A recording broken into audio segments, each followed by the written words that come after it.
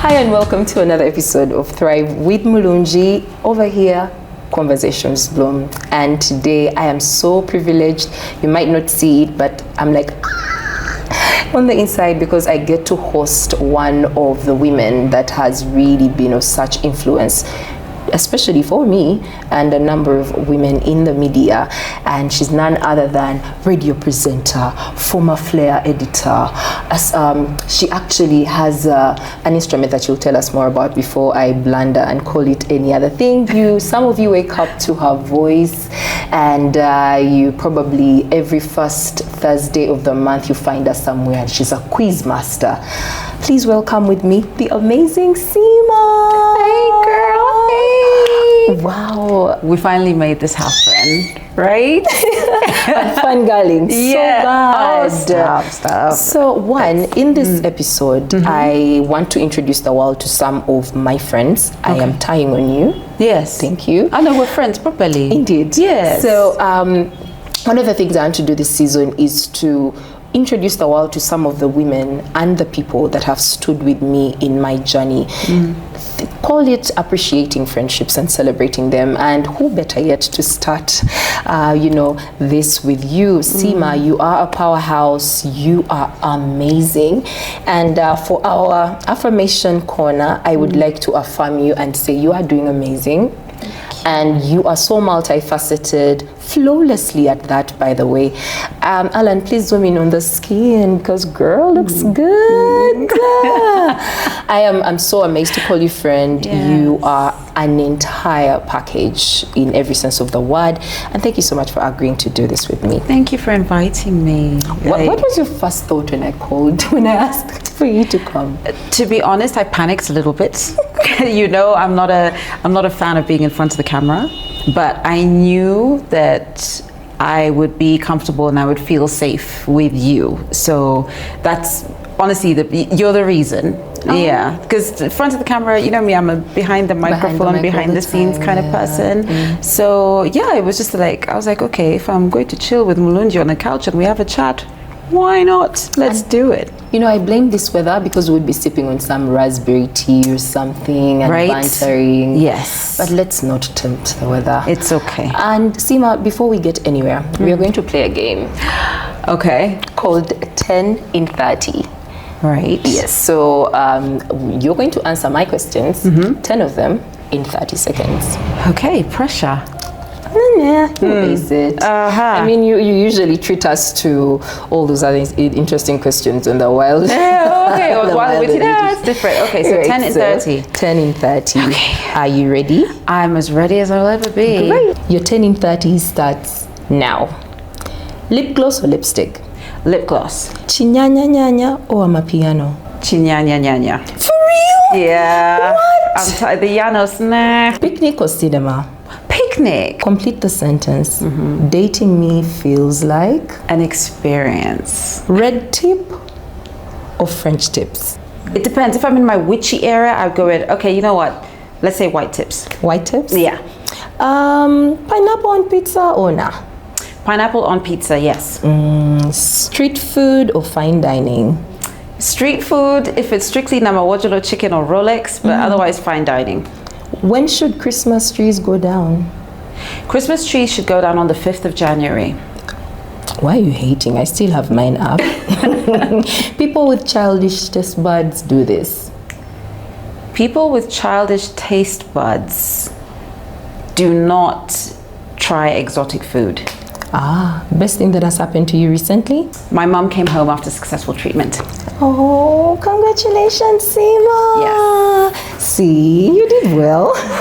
No, but seriously, don't ask me about food. Like, I eat everything. You can eat? There are only like 3 things I don't eat. I don't eat ensenede, bushmeat. Oh. And that's pretty much it. That's pretty much Everything else is fair game. Bring it on. I bring it on? Yes. Let's first take it way back to where was Siima born and raised? Okay, so I had a bit of a nomadic childhood. My late dad worked for the UN, and by the time I was born, my parents and my two older sisters were living in Swaziland. So that's where I was born. When I was about 3 months old, my dad was posted back to Switzerland. So we moved to Switzerland and we were there for about 5 years. That's why French was my first language. I spoke French before I spoke English. After Switzerland, we moved to Zimbabwe, which was great. Zimbabwe at the time was a very different country to what it is now. I went to school there. My younger brother was born there. I loved it. I have such fond memories of Zimbabwe. After Zimbabwe, we moved to Ethiopia, which I also loved. I went to school there as well. But then because of the war, my sisters at the time were at boarding school in Zimbabwe. And there was a huge Ugandan community in Zimbabwe. So my sisters had Ugandan guardians whilst myself and my younger brother moved with my parents. Eventually my mom and my brother were evacuated back to Uganda, but my school at the time wouldn't let me go. So I lived with my dad for a little bit, which was great until the hotel next where we were living was bombed. And he was like, I don't care what the school says, I'm getting you out of here. So left Ethiopia. After Ethiopia, we moved to Sierra Leone, which again was amazing, beautiful country. We used to go to the beach every weekend, but again, another country torn apart by war, sadly.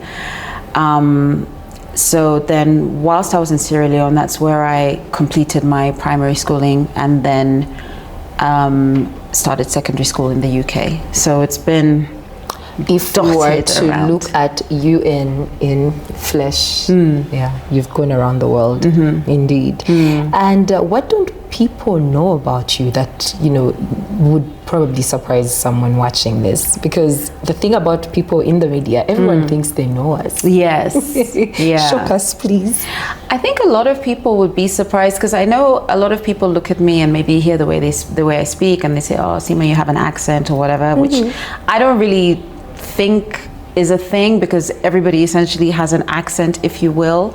But I think a lot of people would find it surprising that no matter which country my family was living in, when you entered our house, it was a Ugandan home. You know, my siblings and I were, you know how our culture is. You respect your parents, and you know, even the food we ate. And I mean, my mom would do everything she possibly could, whichever country we were in, to get my dad matoke and beans because that was his thing. You know, so I think a lot of people would be surprised to know that maybe what you see and what you hear is not necessarily the person you get when you approach and maybe when we get to have a conversation. Your mom comes from the eastern part of the country. That shocked proud me. Mugisu girl. Oh, and then daddy came from the western part. Yes, Rwampara in the house.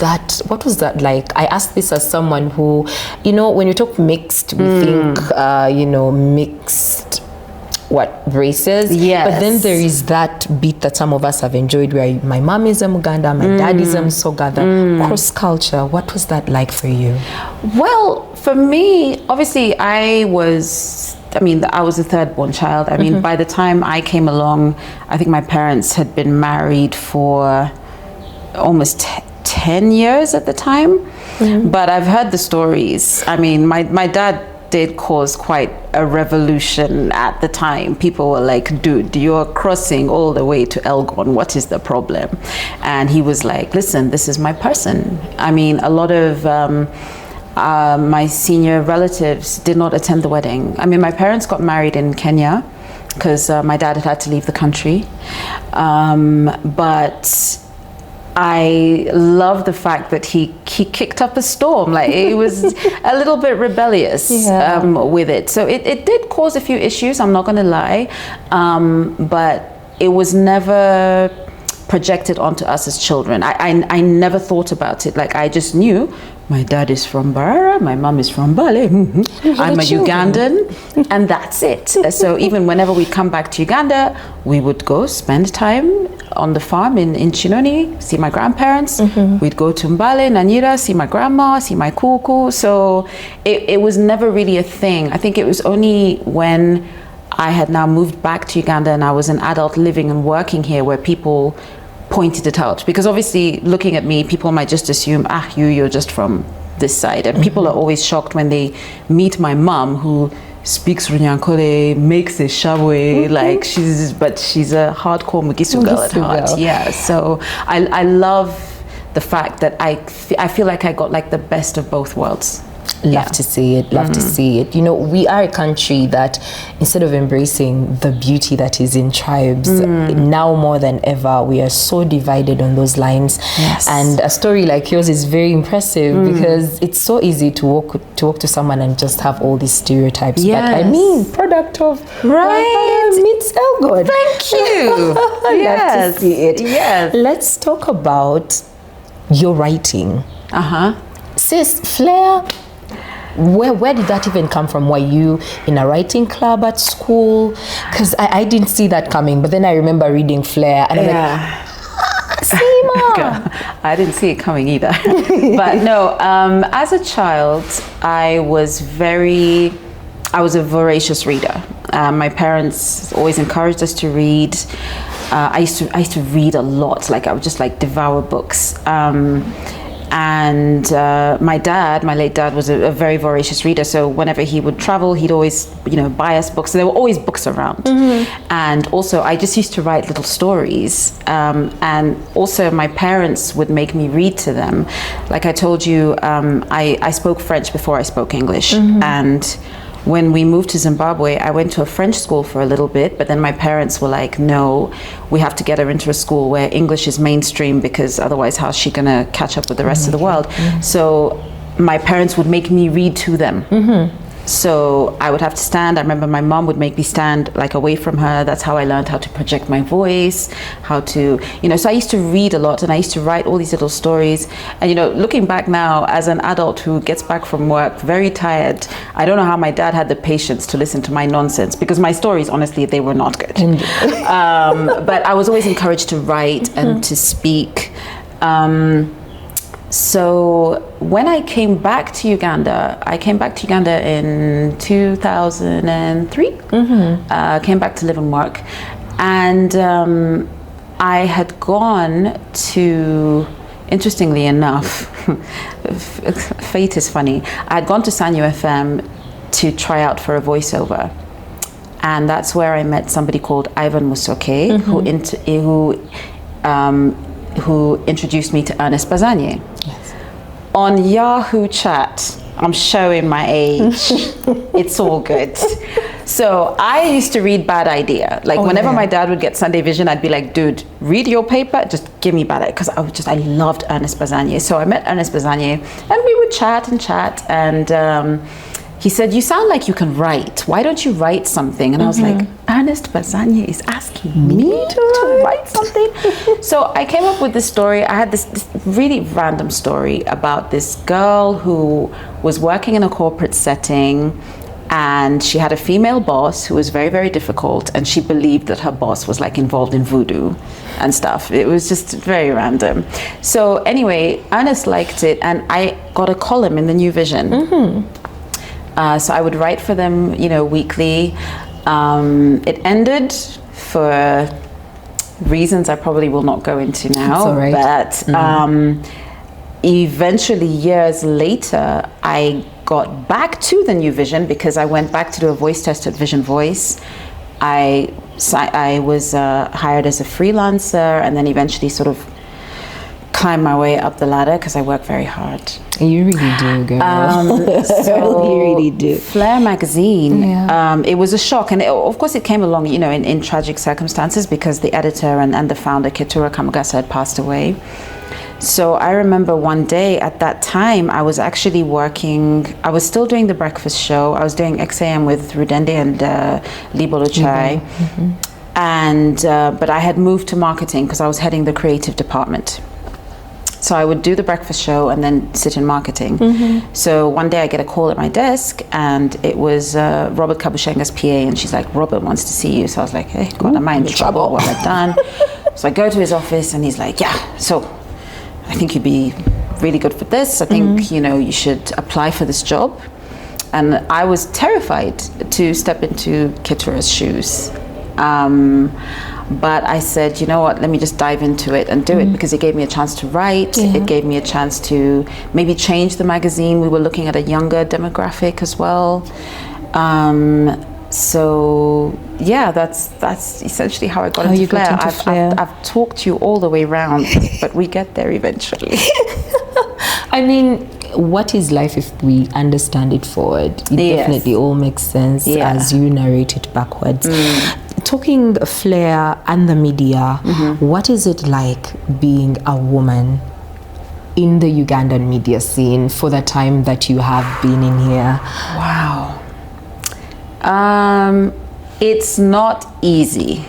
There are a lot of perceptions. First of all, there are a lot of perceptions about women in management, or in positions of management. Women are seen to be, oh, she's too emotional, or what are we going to do when it's that time of the month? And a lot of the time, the fact that as women we are empathetic, we are nurturers, it's seen as a weakness, but I actually see it as a strength. Particularly when I look at my relationships now with people that I managed or got to work with. I think that women have a unique perspective on life and work, especially because usually we're juggling so many different things, because not only are you being a manager, you have to be a good daughter, sister, wife, girlfriend, mother. Like, you're juggling so many roles. And even with all the different health things that we deal with, no one wants to hear about that when you're at work. You're still expected to deliver, and in many instances a lot less is expected of men. Men are expected to kind of turn up and breathe. You get. So being in the media, it's not easy, especially when it can be an industry that can be much more focused on your looks or how you present yourself, as opposed to what you're actually doing and delivering, and are you good at what you do, however you look. So it can be difficult. I think you need to, it helps having a good boss who respects you and will stand up for you. And it also helps having a sense of self, because there's a lot you have to shut out, particularly in this age of social media. I'm glad that I was finding my footing at a time when social media was not what it is today. Because I don't know if I would have been able to handle it. It's tough. I can't imagine you having to twerk for an audience. Right? I don't even know which muscle to flex. Don't ask me to twerk. Listen, please don't do that. No offense to the ones that have to do it, listen, if you can twerk, listen, all power to you, but me you're as doing me, it for Siima, Mulungi, the rest of us that can't. It's not easy. I mean, we've seen the way women are trolled online unnecessarily, the scrutiny.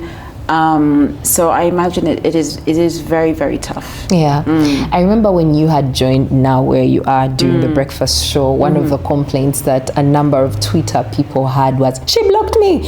I've never felt so seen. Please walk me through how you have been able to thrive in this industry and guard what's yours. Because a lot of times authenticity in this day and age demands we share almost everything about our lives. And again, shout outs to the women that are able to do that. It's scary for me. I don't know about you, but I'm like, sometimes I take content, I'm like, no.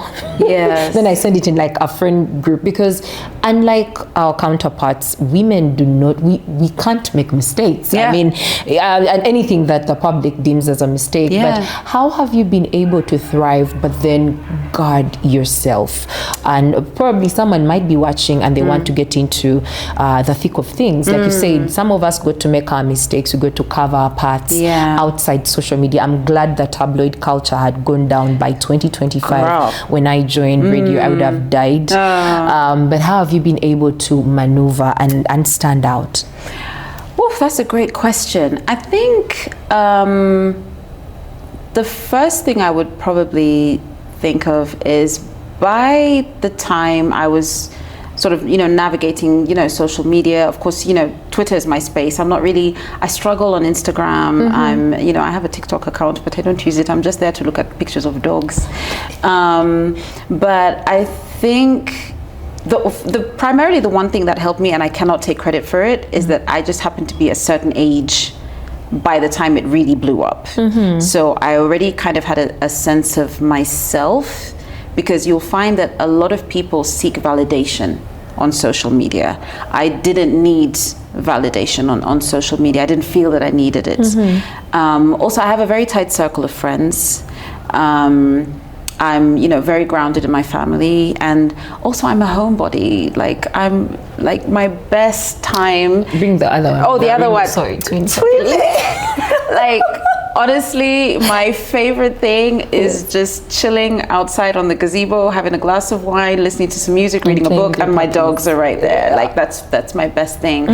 But I think that would be it. Whenever, because we all get times when we want to vent, or when you're feeling hurt, and don't get me wrong, there are times I want to be petty, and there are people I want to come for, but I vent to my friends. I vent to the people who know me best. And also what you mentioned about the blocking, I block nonsense. I block indiscriminately. You will catch the block. Catch the block. I block up, but once I see, hate, misogyny, why should you be making my timeline dirty? For what? Why? Hey, no. So block indiscriminately. Block, mute, even if you have to block your boss, do it. Yeah. Block your ex, block your boss, block family members if you must. Protect your space. That's the only space we are able to weed out stuff. Right. So no, me, I block, or I mute. There's some people I've muted. I've unmuted them. And then you remember why you muted them in the first place. Yeah. So no, I'm very jealous of my space on social media, because yes, I know I've seen there's some threads I've been tagged in. They're like, oh, Siima said this, and people are like, oh, well, she blocked me. And what I like is that a lot of people have said, go and look at her bio. She says, no bigots tolerated. So if you were blocked, just know congratulations. There's something you said that did not fit. One of the things I've seen about you online is how outspoken you are as far as you things are concerned, life, politics, and all. To what extent have your feminist politics held you through in this journey? I often tell people that I'm a feminist, not because of my mom, but it's actually because of my dad. My dad had 3 girls and a boy. My brother's the youngest, and my dad always used to tell us, me and my sisters, he used to say, I want you to be educated, I want you to have your own things. He said, I never want to hear of a man kicking you out of his house. I want you to kick him out of your house. My dad was very passionate about uplifting women, and that is something that has just literally from as far back as I can remember been at the forefront of my mind. So one of the things I find disappointing in this day and age is that the term feminist is sometimes used as a slur, which it isn't. So it's something that is it always guides me. Even when I joined radio, one of the things that frustrated me is that the women on air, I felt, in my opinion, were the giggly side act, just there to giggle at the man's quips or whatever. And I was then put on a show with somebody larger than life, Rudende, and I was always determined. That's why I admire Christine Mawadri so much, because Christine Mawadri was doing the show with the late great Alex Ndaula, a huge voice, a huge personality. So whenever I would listen to her, I would be like, I want to be that woman. I want to be that voice. So even when I would train presenters, I trained presenters not only in radio but on TV, and I would train the women and I would say, listen, you're not there to be giggly and pretty. First of all, on radio, nobody can see you. Or to give, as a woman, well, the men have their opinions. Now, so right. Your opinion represents, so what do the women feel? Thank you. So it's something I'm very, very passionate about. I'm like, use your voice, read. It's not illegal yet. think, but use your voice as a woman. Yes, we know society puts us in certain boxes. I mean, of course, I get all kinds of questions. Oh, Siima, you're not married. When are you bringing us a child? When are you bringing us a husband? When Idris Elba wakes up. But I'm going to hold your hand while I say it. I know, don't say it. Sabrina Elba is a hot babe. It's okay. She can. That's what I wish. It's okay. She can actually, like our feminist icon. Yes. If you like them, join them. I don't like sharing.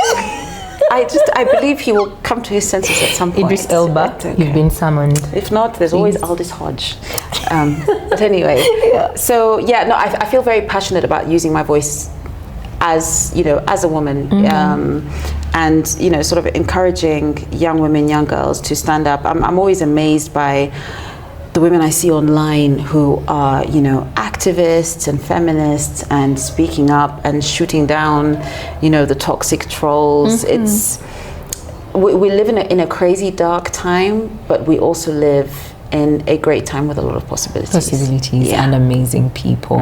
I've wanted to always ask you about this particular question, and you talk about your dad. Yes, I must say I relate, because my dad, I'm the firstborn. I was the only girl for like a long time. You're firstborn. So every single time I see your photos with your dad, okay, so I don't know why we don't have photos together, Daddy, but work on that.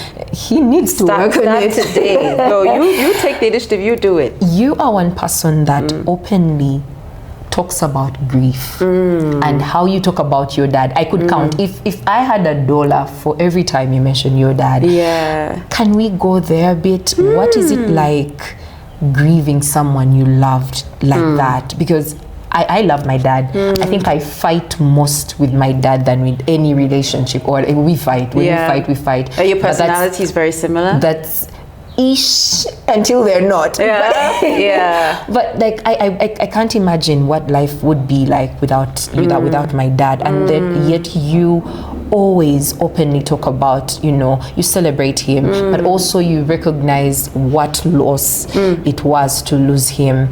In a country where you're expected to bury your loved ones and move on, snap out of it, or even where summons are turned to, you are going to hell if you don't have Jesus. When people need to be grieving, how are you able to navigate grief and do that loudly? Because we are always silenced. Heal, move on. It's been 10 years. Yes. Just talk to us a bit about that. Okay. Gosh, thank you for asking that question. So my dad passed away, it'll be 11 years this April. And I still can't believe it, just saying it out loud, because it feels like it was such a long time ago, but it also feels like it was yesterday. Honestly speaking, there were sort of dips. Of course, when it first happened, there's the shock, then the sort of autopilot. We have to plan this, we have to do this, everybody comes home. It's a blurry time. Like, I can't tell you, I don't think I really remember even his burial, like it's in flashes. But honestly speaking, I think the one thing that has sustained me at a time when I literally felt like my world had collapsed is the love. Like, my dad was, he was a great man, and, he loved my mom. Just seeing, all the stress they dealt with because people were against their relationship because of the tribal issue. The love he gave my siblings and I, the conversations we had with him. I'm so grateful that I got to enjoy my dad as a child. He would play with us, Saturday mornings, my mom would rest. Of course, my dad would be working. My mom didn't work after she had my elder sister. But Saturday mornings, my dad would make us breakfast. We'd watch cartoons with him. He'd let us braid his hair. Like, we got to enjoy him when he was a young father. But then I also had the benefit of sitting with him when he was an older man, and I'd sit and have a beer with him, and we'd talk about things.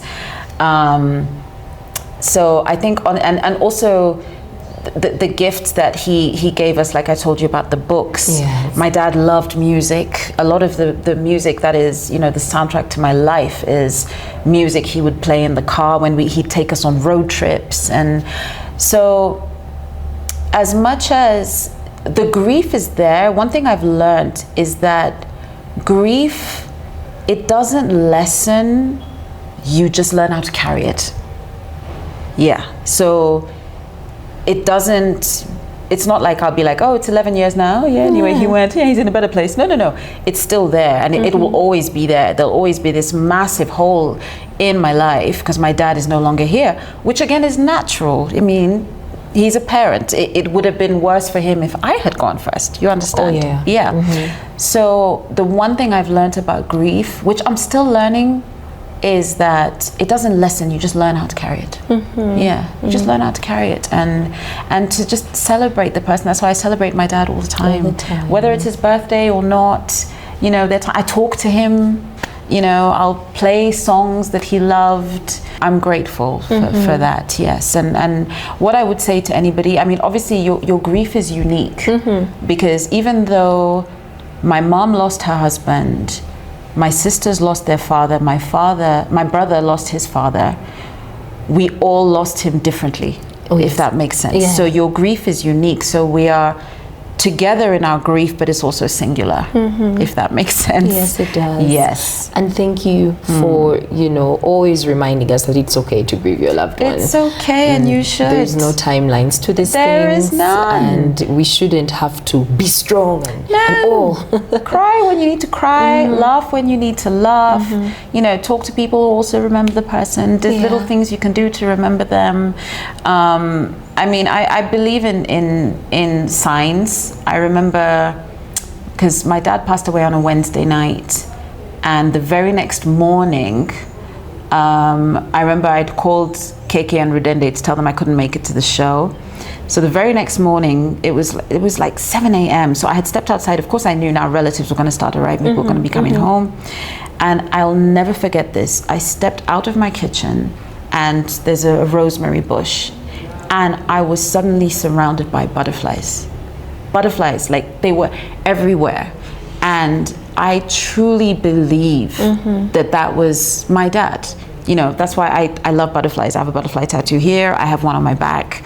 Random times I would see butterflies in places where I shouldn't see them.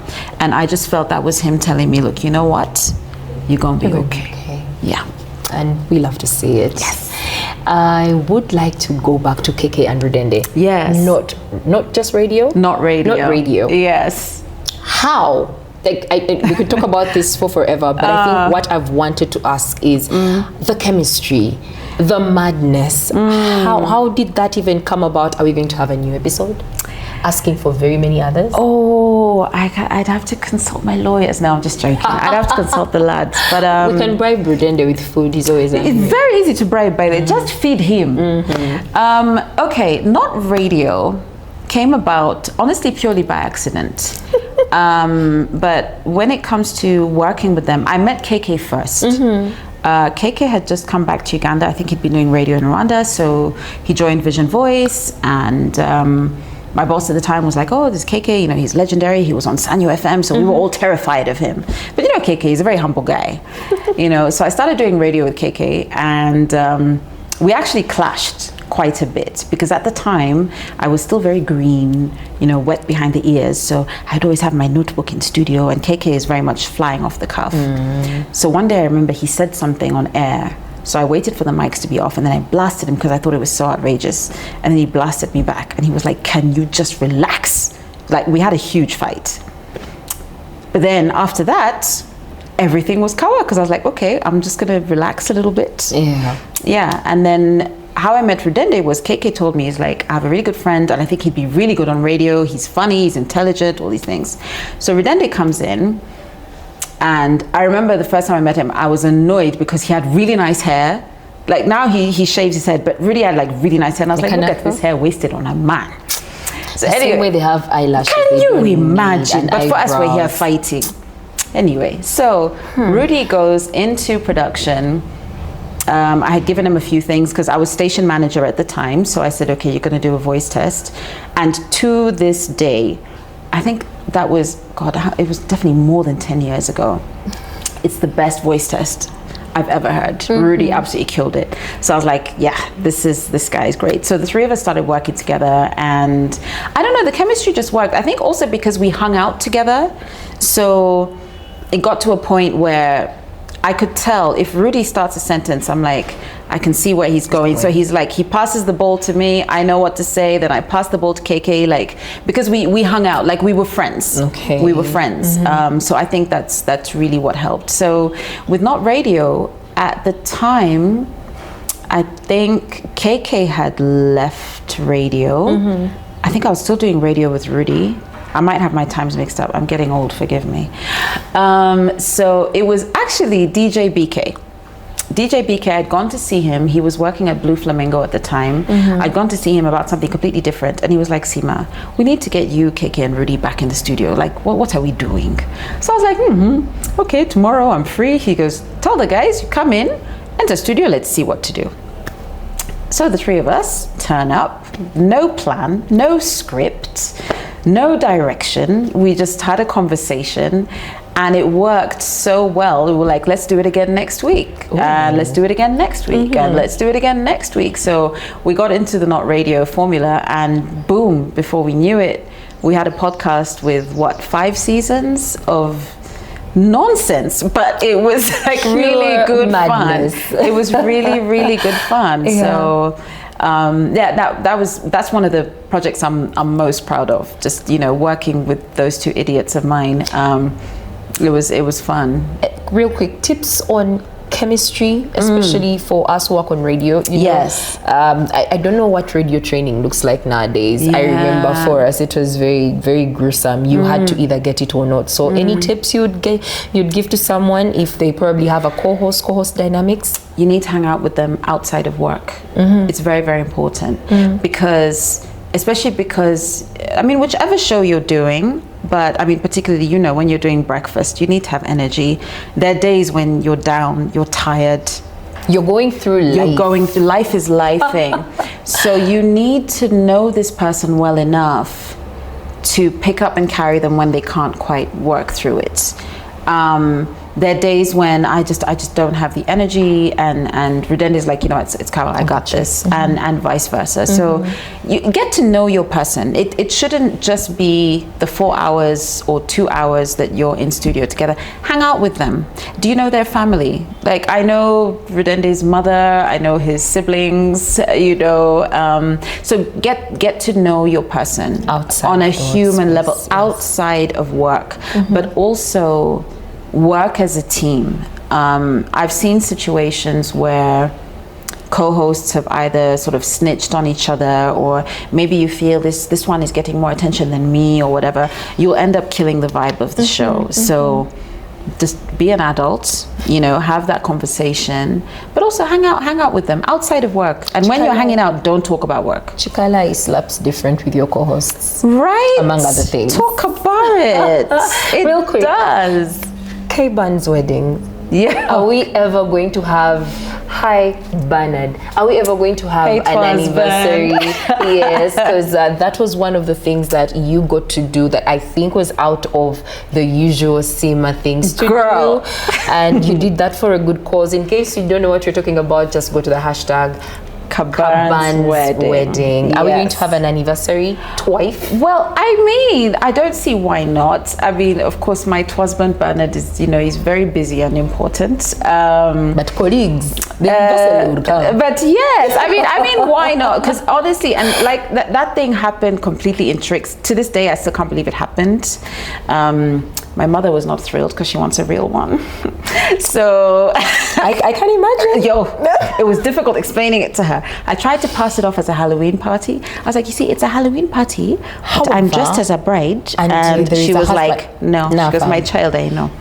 Because me and my mom are very similar, so she can see right through me.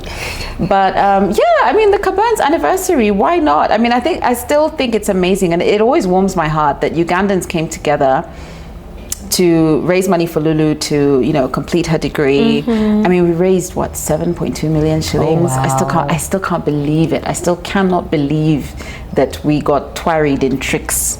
But it always warms my heart, and it honestly just makes me love Ugandans even more, because no matter what Ugandans are going through, even if things are tough, guys will find a way to come through. If they're going to give you 2K, 5K, 10K, and come through for a party, say less. Let's talk about the newest baby real quick again. Wild Witty show. Yes. What inspired it, and how long is it going to be? Okay, the Wild and Witty show came along in a very interesting way. Initially, I was working with Ernest Bazanye and a few comedians, and my girl Rachel Alobo, who is you know, our manager, and she's absolutely brilliant. So it started off as dumb questions for cool people. But then we had to sort of pivot the concept a little bit. So now I'm working just with Rachel. And it's just a quiz show with a difference. I mean, I'm a huge fan of shows like Whose Line Is It Anyway?, where there's a lot of improv and, you know, people have to think quickly on their feet. It's not really unlike what we have to do as radio presenters. And also, I think Ugandans are so funny. We are. You know, even when we want to cry, we'll find something to laugh about.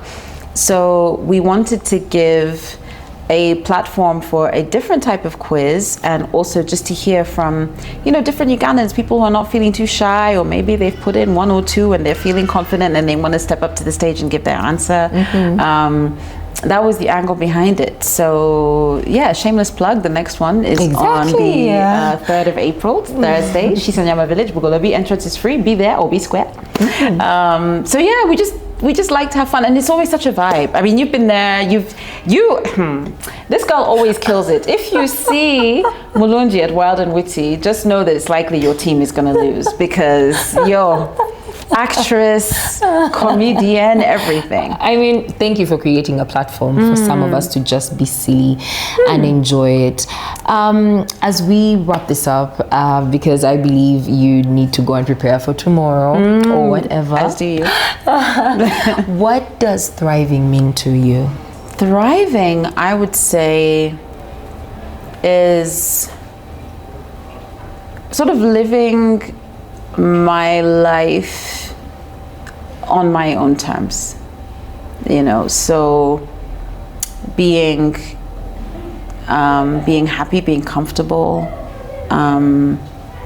wanting my family to be well, my doggies. Don't buy new ones.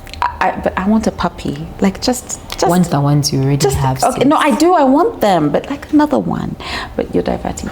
But I think thriving for me is living life on my own terms, which can be difficult in Ugandan society, which is quite judgmental, very judgmental. I mean, I've been looked at. I remember getting comments at work when I first went natural. People were like, "Oh, I see you've decided to stop combing your hair." I was like, this is how it grows out of my head. What are you saying? Anyway, so living life on my own terms, and waking up, being able to look myself in the mirror, knowing that I always do my best, whether it's at work, whether it's at being a daughter, a sister, a friend. And just always keeping one foot in front of the other.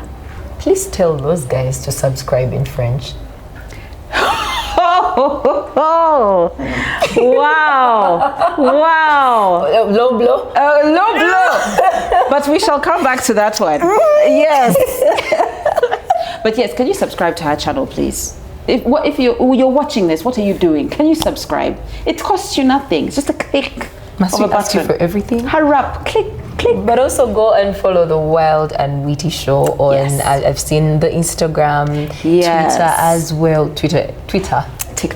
We call it Twitter. What's it? Thank you so much, guys, for joining me. And Siima. Oh, thank you so much. Thank you so much. You made this so easy. You're welcome. Thank you. I'll catch you guys in the next episode. In case you have anything else, you can leave it in the comments. Ciao, ciao.